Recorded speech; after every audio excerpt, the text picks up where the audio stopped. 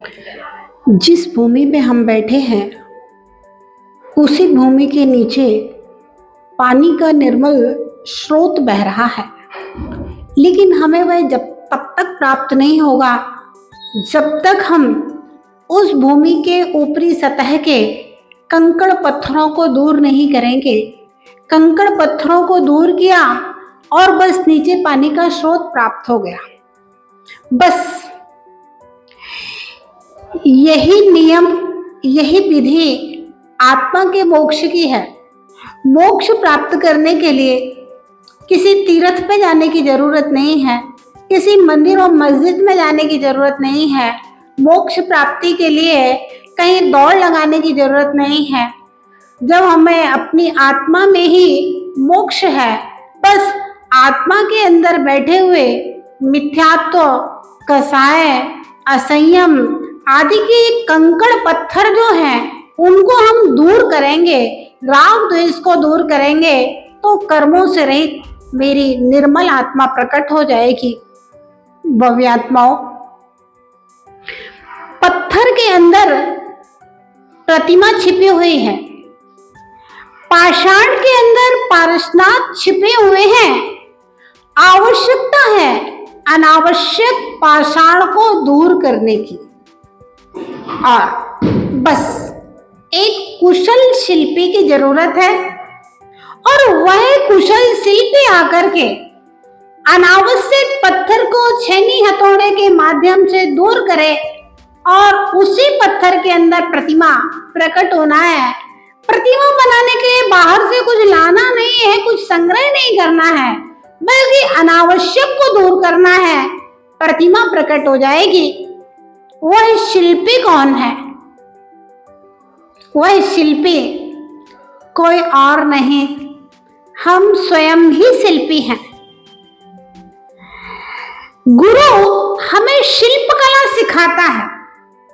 कोई शिष्य अगर ये चाहे कि गुरु मुझे परमात्मा बना देगा, तो ध्यान रहे कि शिल्पी जैसे पत्थर में से परमात्मा को निकाल देता है, मूर्ति को उखेड़ देता है, ऐसे दुनिया के किसी भी गुरु की ताकत नहीं है कि शिष्य हाथ पर हाथ रखे बैठा रहे, शिष्य परिणामों को कलुषित करता रहे, शिष्य भावों की निर्मलता में ज्ञान ध्यान तप में लीन ना हो। खाली ऐसे गुरु कृपा कर दें और शिष्य अरहंत बन जाए, शिष्य सिद्ध बन जाए, ऐसा आज तक न कभी हुआ और न कभी होगा।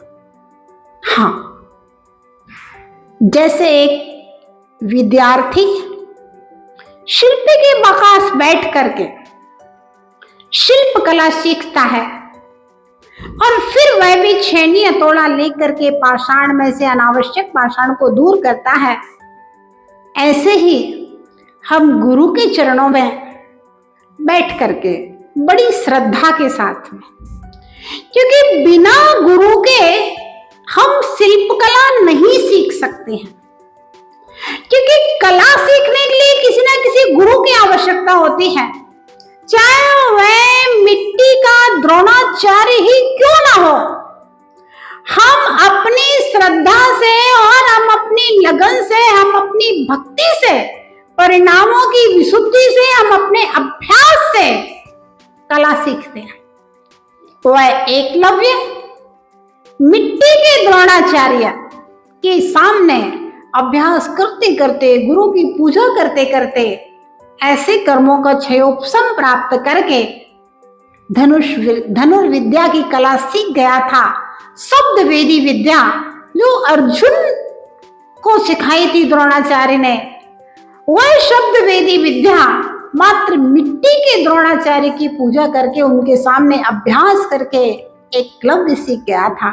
तो गुरु चाहे मिट्टी का ही क्यों ना हो, लेकिन गुरु के प्रति जो भक्ति होती है, गुरु के प्रति जो श्रद्धा होती है, गुरु के प्रति जो विनय भावना होती है, वह शिष्य के अंदर कलाओं को विकसित करती है और वह शिष्य कलाओं में कुशल हो जाता है।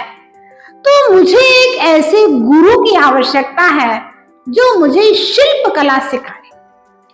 गुरु मेरी मूर्त को नहीं गढ़ेगा, मेरी मूर्त को मुझे ही गढ़ना है, लेकिन गुरु की कृपा के बिना मैं अपनी मूर्त को गढ़ने में असमर्थ हूँ। गुरु की कृपा के बिना मैं अपने परमात्मा को प्रकट करने में असमर्थ हूँ। कोई भी व्यक्ति आज तक गुरु की कृपा के बिना अपने परमात्मा को प्रकट नहीं कर पाया है।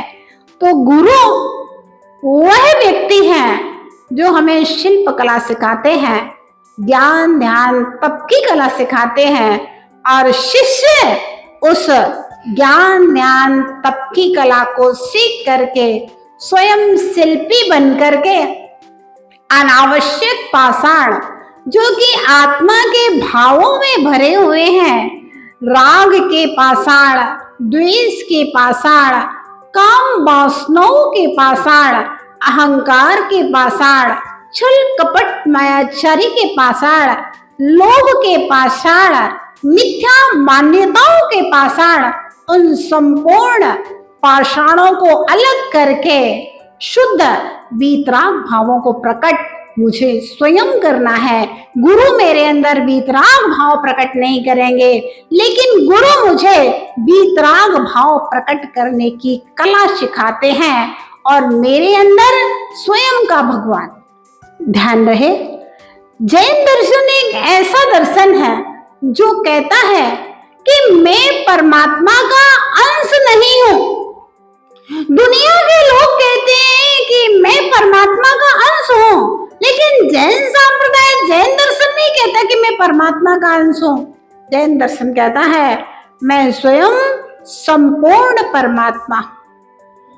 बस आवश्यकता है राग द्वेष काम क्रोध मोह को हटा करके, मिथ्या मान्यताओं को दूर करके, गुरु से ज्ञान ध्यान तप की कला सीख करके अपनी आत्मा को परमात्मा बनाने की। और मात्र एक ही मार्ग ऐसा है, मुनि का मार्ग, दिगंबरत्व का मार्ग, जो दिगंबरत्व का मार्ग मोक्ष मार्ग की ओर जाता है, मुझे परमात्मा बनाने वाला है।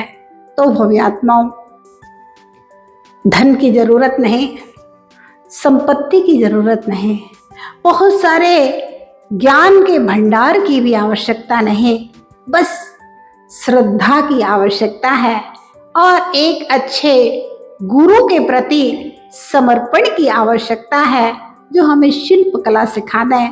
गुरु से सीख करके हम परमात्मा से मिलन करें, परमात्मा का दर्शन करें, परमात्मा की आराधना करें। परमात्मा बनने के लिए बस परमात्मा की आराधना जहाँ प्रारंभ हो जाए और गुरु की कृपा बनी रहे, गुरु की प्रेरणा बनी रहे, गुरु का वरद हस्त बना रहे, बस हमारा निर्वाण, हमारा परमात्मा हमसे दूर रहे और हम अपने परमात्मा को प्राप्त कर लेंगे।